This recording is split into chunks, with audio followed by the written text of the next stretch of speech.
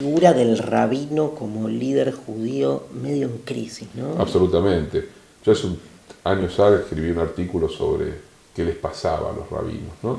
Sobre todo la pregunta estaba más dirigida a los que emergieron del movimiento Masortí, del seminario rabínico latinoamericano, como si la sombra de Marshall Mayer los hubiese capturado de tal manera que él, lejos de fertilizarlos, los convirtió en personajes menores, a muchos de ellos. Algunos han podido sustraerse a eso, ¿no? Quedaron demasiado colonizados en el pequeño mundillo de sus propias comunidades, demasiado pegados a la cooperadora de la comunidad, para decirlo de alguna manera, ¿no? Y perdieron la intensidad espiritual.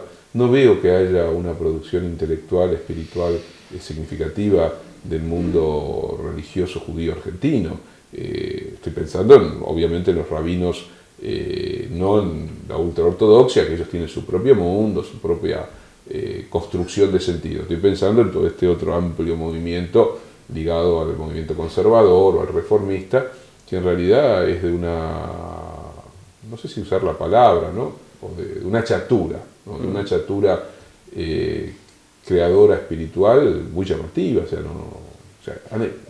Ahora, no escriben nada. Sin embargo, acaban de pasar... Son del pueblo del libro. No, eso me queda claro, que hay una crisis ahí, incluso te diría de vocación intelectual, sí. ¿no? Pero por otro lado, acaban de pasar las altas fiestas y los templos rebosan de gente, ¿no? Sí. Bueno, no me parece mal, o sea, a ver... ¿Pero por qué? ¿Por qué? Bueno, pues yo creo que sigue habiendo una demanda de pertenencia. Es diferente. Una cosa es el que ha tomado una decisión de reconstruir trama identitaria de una manera muy intensa y muy decidida, a quien en determinadas ocasiones, ¿no?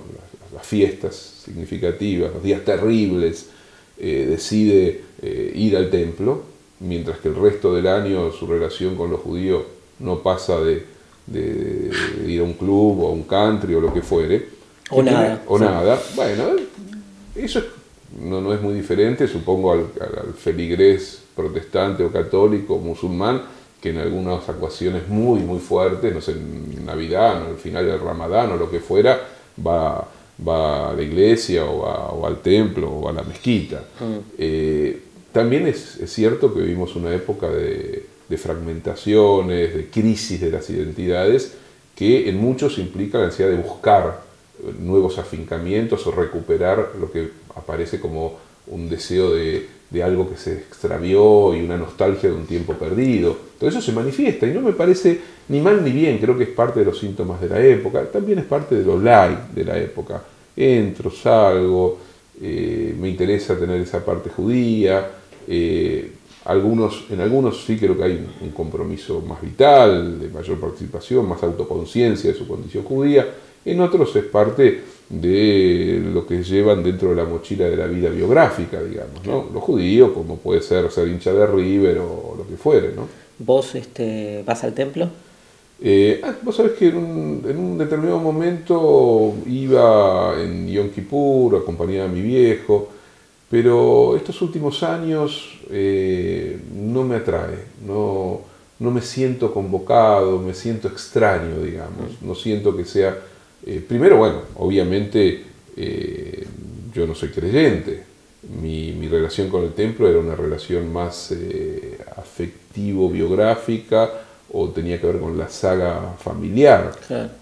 No tiene que ver con la búsqueda de una espiritualidad que vaya a encontrar en una sinagoga, que creo que, no sé, la verdad que no sé si hay sinagogas en la Argentina que puedan producirme lo que le produjo a Franz Rosenzweig, filósofo judío alemán, en una noche de Yom Kippur, cuando estaba pensando en convertirse al protestantismo, pasó por una vieja sinagoga, creo que era en Berlín, lo atrajo lo que estaba pasando allí, entró y nunca más salió. Quiero decir, convirtió lo judío en la materia prima de su reflexión. Difícil que uno encuentre una sinagoga de esas características en la Argentina de hoy, ¿no? Pero qué envidia esos conversos, ¿no? Sí, Qué bárbaro, porque no nos pasa. Sí, claro, un converso como Rosenzweig es, o sea, no es más que alguien que vuelve al judaísmo de esa manera, manteniendo la profundidad de su hondura filosófica y de sus lecturas de Hegel, de Kant, de los griegos, bueno, sí, eso es otra. Obvio, a mí ni me llama la atención una conversión religiosa, no sé, uno nunca sabe qué le depara el destino, pero a mí sí siempre me interesó la dimensión religiosa del judaísmo, claro. Siempre me interesó las escrituras en el interior del judaísmo y las lecturas de matriz místico-religiosas, desde el mundo de la Kabbalah hasta las escrituras de un Maimónides o las lecturas de la Torá. O sea, me parece que son parte de la fertilidad en la que uno tiene que recrear su propia visión del mundo. Bueno, ¿no? un poco en tus escritos sobre temas judíos, digamos, como bien decís, hay un foco de interés bien puesto en esta tradición religiosa. Sin embargo, dijiste recién que no sos un judío creyente, y también te he escuchado decir alguna vez que tampoco te considerás un judío laico, ¿no? Por decirlo de ese modo. Porque me parece que se disolvió el concepto de laicidad. En un determinado momento de la historia judía, los judíos laicos tenían una connotación cultural, política, ideológico, intelectual muy intensa. Era parte de una gran batalla en el interior del mundo judío. El laicismo judío se disolvió, le pasó un poco a lo que las grandes ideologías de la modernidad, claro. Quedaron como desafectadas de su intensidad. Yo puedo decir hoy que reivindico la igualdad y que reivindico una sociedad de iguales, pero el concepto de socialismo es un concepto que hay que volver a reinventar o repensar si queremos rescatarlo de su propia degradación y de su propia crisis. Me parece que algo equivalente le sucedió a la tradición del judaísmo laico progresista. A mí la palabra progresista a esta altura de la vida no me dice nada, más bien sospecho de ella. Parece que ha sido una palabra que terminó avalando un modelo de vida social que a mí no me llega, no me interesa y más bien que critico.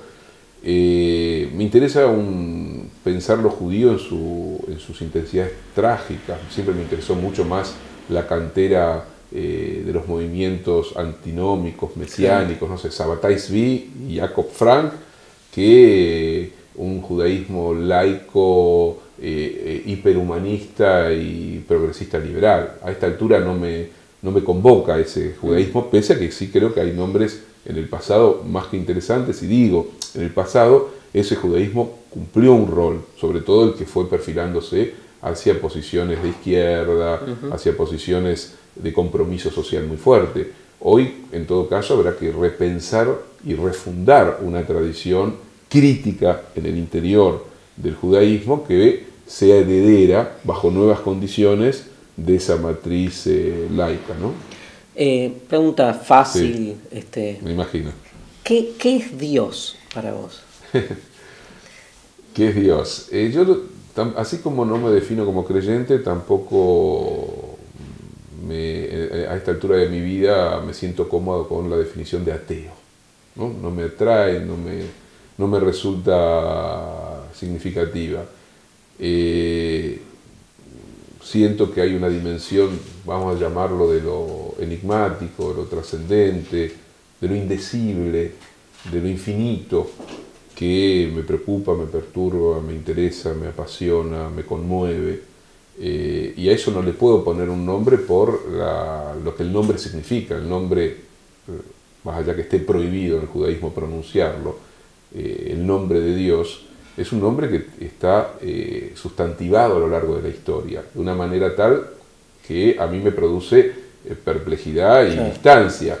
No me podría sentir identificado con los modos como se pronunció ese nombre. Sí podría sentirme identificado con el modo como se pronunció en situaciones muy peculiares ese nombre. Situaciones de persecución, de sufrimiento, de resistencia. Cuando ese nombre se lo pronunció como resistencia, como dignidad humana, parece que ese nombre se enalteció. En otros momentos se pronuncia ese nombre para matar, como violencia, como violación, como intolerancia, como racismo. Entonces ese nombre a mí no me dice nada. Sí tengo una relación absolutamente cordial y de interés en el diálogo con espíritus creyentes de cualquier tradición religiosa, judía, cristiana en general, o musulmana, o budista. O sea, siempre me interesaron los hombres y las mujeres creyentes. Por supuesto, los creyentes, vamos a ponerles sutiles, espirituales. Claro, no dogmáticos. Claro, con el que podés producir un intercambio, una discusión, un diálogo. Y sobre todo lo que más me interesó es meterme en la producción literaria del mundo religioso. Digamos, sí. Más que los hombres y mujeres de carne y hueso, siempre me interesó más sumergirme en Moisés de León o en Rashi que conversar con un rabino hoy en Argentina, salvo que sea un amigo como Dani Bergman, así como Danny Goldman, con el que puedo conversar sin problema, ¿no? Todo lo contrario. Totalmente. Y vamos a ir cerrando el reportaje. Me queda un gran tema para el final, que es Israel, ¿no? Digamos, vos has intervenido activamente en más de una ocasión con escritos a partir del desarrollo de las políticas israelíes